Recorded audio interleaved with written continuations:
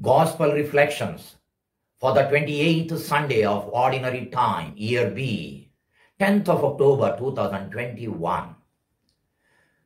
The Gospel text is from Mark chapter 10, verses 17 to 30.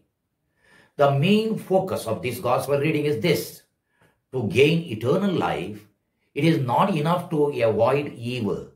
We need to positively do good also by sharing our possessions with the needy and place our total security not in wealth but in God alone.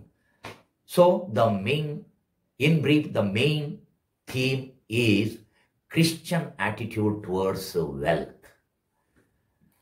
Though today's gospel text is traditionally titled The Story of the Rich Young Man because of Matthew 19:20, Mark in today's gospel calls him simply a man who had many possessions. So it is understood that he was very rich. Let's take only the first theme of this gospel text, that is Jesus' instructions on the wrong attitude towards wealth that becomes a great obstacle to Christian discipleship as well as entry into God's kingdom, which in this text is equal to inheriting eternal life. Mark says that the rich man ran up to Jesus, probably to get some enlightenment and peace of mind from the master, as he was seemingly in a confused state of mind.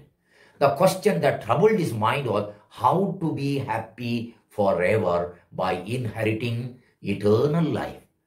Surprisingly, in spite of having enough wealth and leading a pious life, he was not happy. Heart of hearts, he was not happy. He wanted to know the way to attain lasting peace and happiness. But Jesus sternly told him, in spite of his faithfulness to God's commandments from his younger days, he lacked one thing. That one thing was peace of mind, precisely because he allowed his possessions to possess him.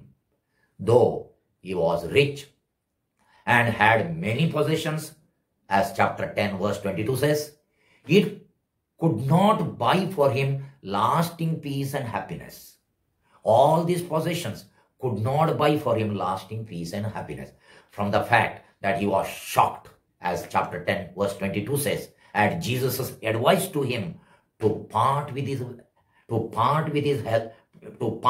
wealth and share it with the poor. In chapter 10 verse 21, we can understand that his greed for wealth and total attachment to it was indeed very, very deep. That is why his face became gloomy and he went away grieving or sad. Chapter 10 verse 22 says, he realized that he could not inherit eternal life or enter into God's kingdom on easy terms by holding on to his possessions without any desire to share something of those possessions with the needy. He could not imagine sharing his wealth with the poor and make God as his greatest treasure or possession on earth, or love him alone with an undivided heart. As Christian disciples, we are called to sell everything joyfully. This does not mean literally selling all our property. What it means for us today, it means to renounce, sacrifice our false securities placed in wealth or on money alone, to find the greatest treasure or precious pearl of the kingdom of God, as Matthew chapter 13 verse 44 says. In spite of possessing so much wealth, it never entered into the head of that rich man that his wealth imposed on him a responsibility to be generous in sharing something of it, some part of it, with the deprived. As a faithful observer of all the commandments of God, He meticulously avoided all sin and evil. But one thing he lacked. He did not do anything good either. Like him, we claim to be virtuous and religious by saying, I haven't done any harm to anyone. But the point is whether we have done any good to anybody, especially by sharing our resources, talents, and knowledge with those who are deprived, with those who are poor, downtrodden, marginalized, ignorant, etc. To gain eternal life, it is not enough just to avoid sin. We have to positively do good also by sharing our goods with others. Is it not true? We do not share our resources for the same reasons for which the rich man did not share, that is due to greed and over attachment to our possessions and money. In the given text, Jesus compares the great obstacles the rich face to enter the kingdom of God. Of course, he explains it in an exaggerated manner. He speaks about the practical impossibility of a camel going through the eye of a needle. Chapter 10, verse 25.